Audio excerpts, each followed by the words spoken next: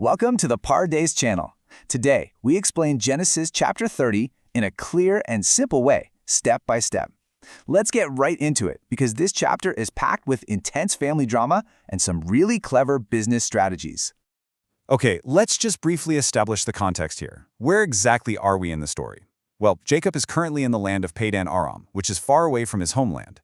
Remember, he's fled from his brother Esau, so he's there, he's now married to two sisters, Leah and Rachel, and he's working for their father, his father-in-law Laban. In the last chapter, we saw these complicated marriages unfold, and we saw Leah start to have children while Rachel remained barren. And honestly, that sets the stage for the intense, deeply emotional events of Genesis chapter 30.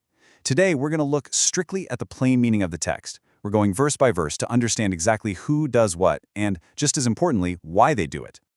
Section 1. The sister rivalry begins, Rachel and Leah's conflict. Now, what's really fascinating and frankly heartbreaking about the start of this chapter is the sheer domestic tension. It kicks off right away with Rachel's extreme jealousy over Leah's ability to have children. Verse 1 tells us Rachel became so jealous she actually says to Jacob, "Give me children or I'll die." It's that intense. Jacob gets angry and points out that, hey, fertility is in God's hands, not his. So since she's barren, Rachel takes some pretty desperate action. She gives her maidservant Bilhah to Jacob as a wife. She tells him, "Sleep with her so that she can bear children for me, and that through her I too can build a family." This is a perfect illustration of the ancient practice of proxy motherhood. And it works. Bilhah conceives and bears a son. Rachel names him Dan, saying, "God has vindicated me." In Hebrew, the name Dan literally means he judged or he is vindicated. Then Bilhah conceives again and has a second son. Rachel names him Naphtali, declaring, "I have had a great struggle with my sister, and I have won." The name Naphtali literally translates to "my struggle." You can really see how these names are just direct, permanent declarations of Rachel's painful emotional state and this fierce, ongoing rivalry. But as you might guess, Leah sees exactly what Rachel is doing, and Leah realizes she herself has stopped having children. So, how does she respond? She responds in kind by giving her own maidservant, Zilpah, to Jacob as a wife. The rivalry just continues to escalate. Zilpah bears a son, and Leah exclaims, "What good fortune!" So she names him Gad, which means good fortune or a troop. Then, when Zilpah bears a second son, Leah says, "How happy I am! The women will call me happy." Naturally, she names this son Asher, which literally translates to happy. So think about this household for a second. Through these 4 new sons, we see a family deeply divided. The children are literally being named after the tactical victories and the intense emotional highs and lows of their mothers. Section 2. Leah's response and mandrakes.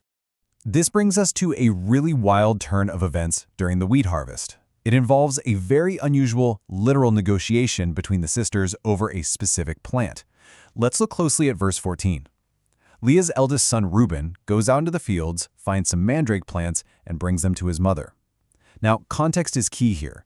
In the ancient world, mandrakes were widely believed to promote fertility. They were a big deal.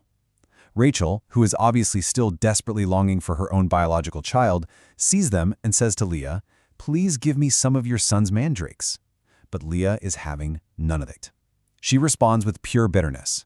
"Wasn't it enough that you took away my husband? Will you take my son's mandrakes too?" So they strike a deal, an actual literal trade. Rachel agrees to let Jacob sleep in Leah's tent that night, specifically in exchange for the mandrakes. When Jacob comes in from the fields that evening, Leah marches out to meet him and plainly states, "You must sleep with me. I have hired you with my son's mandrakes." It's incredibly transactional. So the crucial takeaway here is that this specific transaction actually results in Leah conceiving again. God listens to Leah, and she bears a 5th son to Jacob. She says, "God has rewarded me for giving my maidservant to my husband," so she names him Issachar. That name sounds exactly like the Hebrew word for reward. Then she conceives again and bears a 6th son, saying, "God has presented me with a precious gift. This time my husband will treat me with honor." She names him Zebulun, meaning honor. Sometime later, she also gives birth to a daughter and names her Dinah.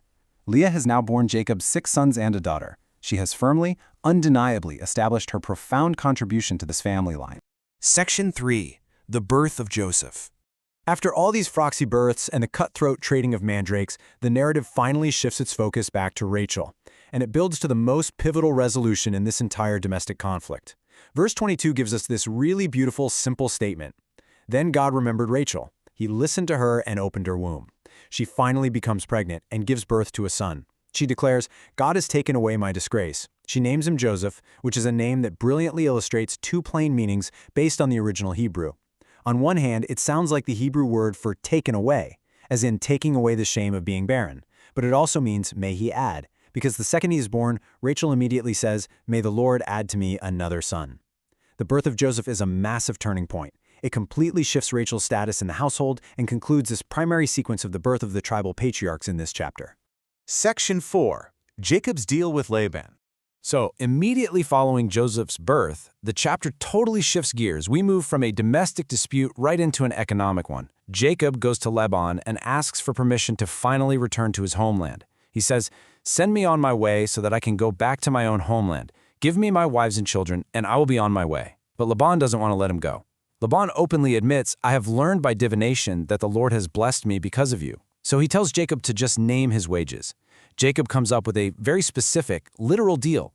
He will go through the flocks and remove every speckled or spotted sheep, every dark-colored lamb, and every spotted or speckled goat. Those uniquely marked animals will be his wages moving forward. Now that sounds like a fair, easily verifiable deal, right? Laban agrees to it, but he immediately deceives Jacob. That very same day, Laban secretly pulls all those uniquely marked animals out of the flock, hands them over to his own sons, and puts a solid 3-day journey between them and Jacob. Laban deliberately leaves Jacob to tend a flock of only solid-colored animals, fully intending to make sure Jacob's wages end up being practically zero. Section 5. The speckled flock strategy. Obviously, Jacob realizes he's been cheated. He's stuck with a flock of completely solid-colored animals, but his contract says he only gets to keep the spotted or striped offspring. Like, how do you even overcome that? Well, Jacob implements an incredibly literal and honestly ingenious physical strategy. Step 1. He takes fresh-cut branches from poplar, almond, and plane trees. He peels the bark back in strips, exposing the white inner wood, which effectively makes the branches look striped or streaked. Step 2. He places these peeled, striped branches directly into all the watering troughs. Step 3. He waits for the flocks to come drink. In the text, this is the exact time when they are in heat and mating. So they mate right in front of these distinctively striped branches. And the text tells us, the plain result of this, the flocks bore young that were streaked, speckled, or spotted. Jacob is literally breeding his own wages straight out of Laban's solid-colored flock. And this brilliantly illustrates just how carefully Jacob is observing things. He's not just throwing branches in the water randomly. Verse 41 explains that whenever the stronger females were in heat, Jacob would place the branches in the trough so they would mate near them. But if the animals were weak, he wouldn't put the branches there at all. He purposefully manipulates the breeding environment. The literal result of this specific strategy is that the weak animals produce solid-colored offspring, which went straight to Laban, while the strong animals produce speckled and spotted offspring, which all went to Jacob. He's making sure his flock isn't just large, but robust and strong. Through this direct, highly physical strategy, Jacob completely overcomes his father-in-law's deception. Verse 43 concludes this chapter by stating, "In this way the man grew exceedingly prosperous and came to own large flocks, and maidservants, and menservants, and camels, and donkeys."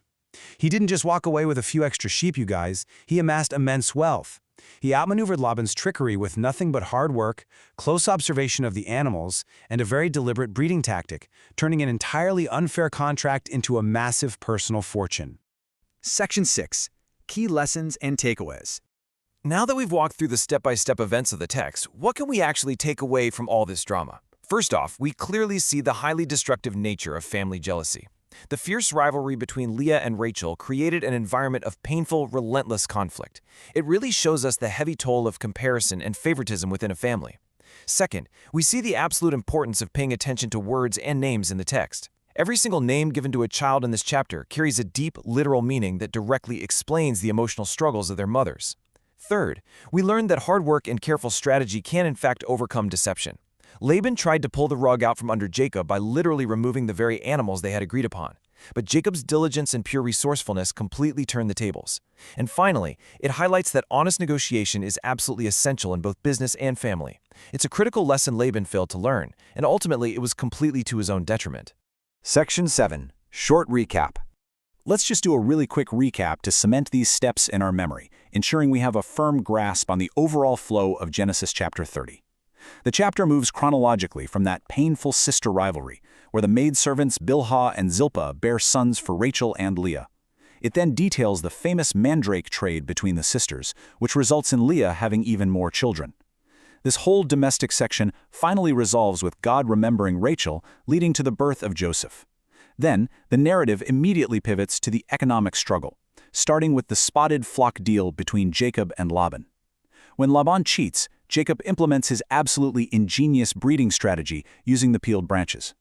The chapter concludes with Jacob prospering immensely, completely setting the stage for his eventual return home. Jacob relied on a clever trick with branches to build his wealth. But was it just his own ingenuity, or was there divine intervention working behind the scenes? Think about that as we close today. Thank you for learning with us. If this helped you understand the chapter better, like, subscribe, and join us for the next chapter.